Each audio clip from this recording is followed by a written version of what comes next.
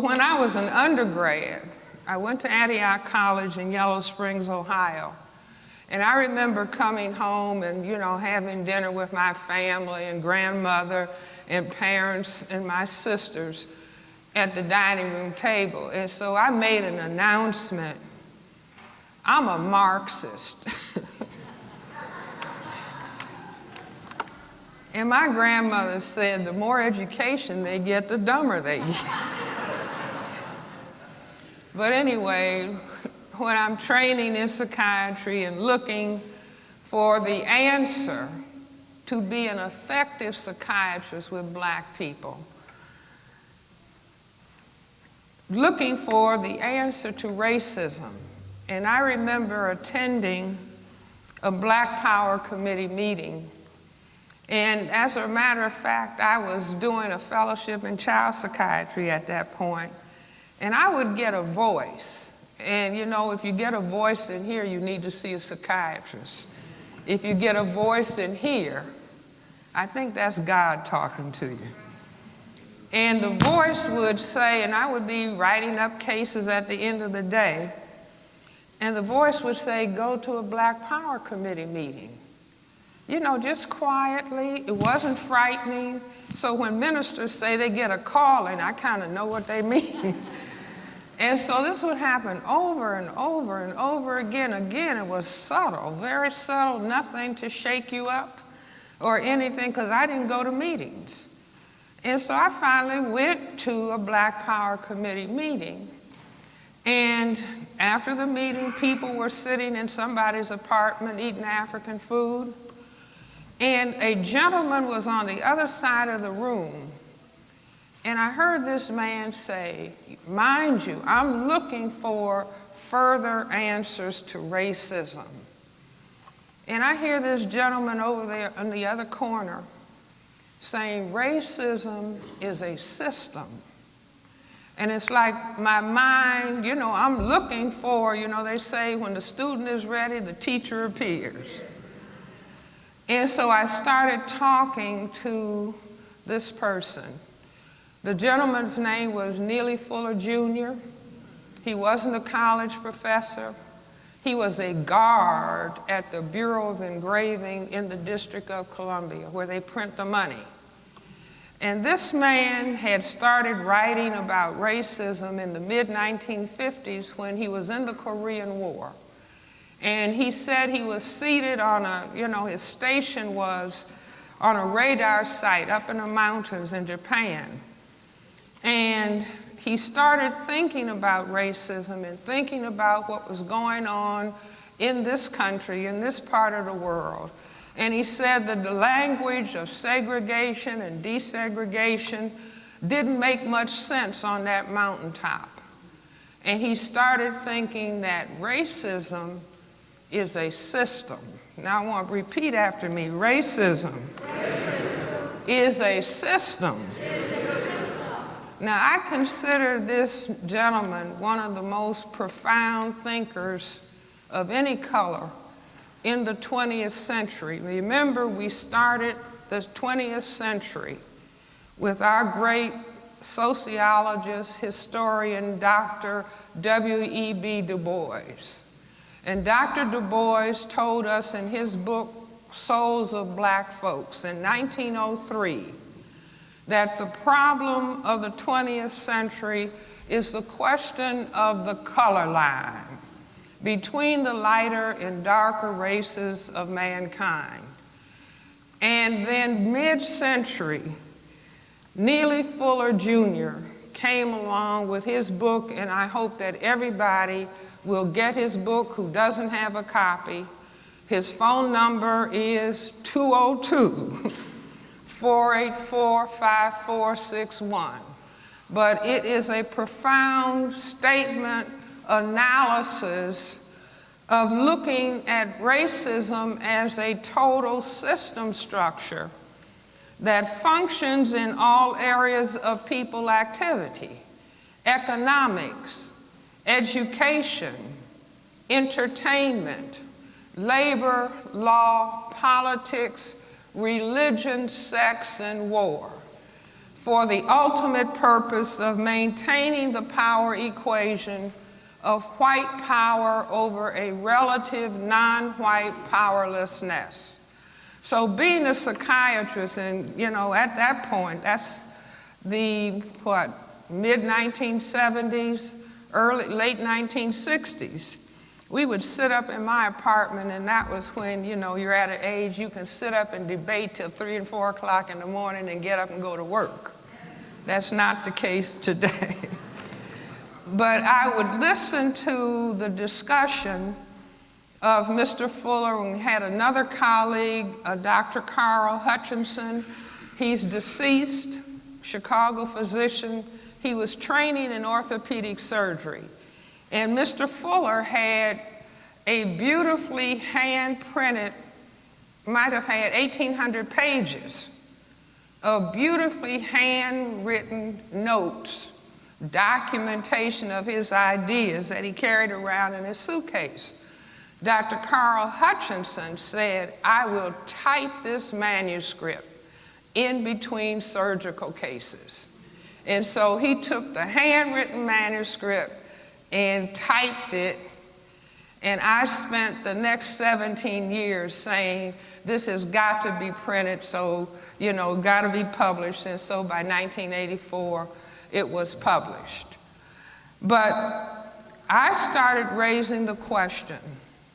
Psychiatrists always, old school psychiatrists, I say new school psychiatrists, are just supposed to, oh, you're depressed? Well, let me write a prescription. You see, oh, you're anxious? Let me write a prescription and goodbye. I'll see you next time for another 15 minutes. I'm old school. I see all my patients for 1 hour. I believe that you have to talk to people and understand and then help them understand so that they can graduate from the psychiatrist and go forward because they now understand reality in a different way. So I started saying, well, why? If indeed, and I say racism as a dynamic, racism as white supremacy has been the reality that black people all over this planet have faced for the last 500 years. There's never been a moment, there's never been a minute, there's never been a day, there's never been a week where we have not been confronted with racism, white supremacy as a system. Never a half a minute. So I said, well, why would such a system be developed? And Mr. Fuller used to say to me, Frances, it's not important why, just learn what the system is. But, you know, the psychiatrist in me, I've got to understand why. See, that's where little children are brilliant. Little 2-year-old people, little 3-year-old people, they start saying, why? Why? You know, and older people get annoyed, shut up. But don't ever tell a child. If a child is saying, why, mommy? Why, granny? Why? You may not know the answer. Just tell the child, I don't know the answer, but I'll try to find out for you. And if I don't find out and you study and learn, you'll find out. But the question why is what turns on the brain computer. The child is asking about cause and effect. And if you can begin to understand cause and effect, you begin to get a handle on dealing with reality. So I raised the question, well, why this reality of racism? As I said, my grandfather died in 1909. And he's talking about the problem of color. Dr. Du Bois talked about it in 1903. Every black person that has been of significance to black people has tried to grapple with what was happening, what was causing us to be oppressed, and raising issues or raising discussion about it. So I tell people, Mind you, I have the question in the back of my brain computer, why would they do it?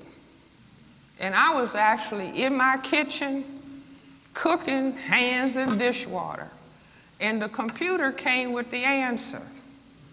And what I started thinking about was things that were said within the system. Number one, the system said that we, as people of color, were minorities. And the other emphasis that was even greater than the factor, the numerical factor, was that we were supposed to be genetically inferior to people who classified themselves as white. Now, I say spend as much time in school as you can, spend as much time in the libraries as you can, spend as much time in bookstores as you can. Reading, repeat after me, reading, is more important than watching TV. Say it again. Reading is more important than watching TV. See, everything is in books. Everything is in books. And I say beware of these little small things that you can hold in your hand, where you think you're getting as much information as if you're holding a book. Just beware. So with all of the reading and all of the going to school that I had done, I said, wait a minute. People of color on this planet are the overwhelming majority. Black, brown, red, and yellow people are 9/10 majority on this planet. The other thing, that we are supposed to be genetically inferior. And I said, well, wait a minute. See, in my mind, I'm talking to my, wait a minute. Black people, people of color, are genetically dominant in terms of skin coloration compared to people who classify themselves as white. And I said, I've got it. Just like that, standing in the kitchen, cooking, hands in the dishwater. I said, this is the answer. So let me put it on the board. See if you all can see this. Let's say this is the planet Earth. Can you all see? Okay. So 9/10 of the people are black, brown, red, and yellow. 1/10 of the people have white skin. Instead of the people being genetically inferior, the people who can produce the black pigment melanin are genetically dominant. Now, if you don't know what I'm talking about, you haven't taken a course in genetics, just look at our president, Barack Obama. The president's mother is white. His father is black. Because the ability to produce that black pigment is dominant, and the inability is a recessive genetic trait. So black plus white could only produce black. Are you all with me? So I said, now what am I doing? Let's say that this is planet Earth and this is Europe. And this is 1492. And Columbus started European people coming out and moving, little boats coming out of Europe, beginning to circumnavigate the planet. Every place these white gentlemen landed, they found colored people. colored people everywhere.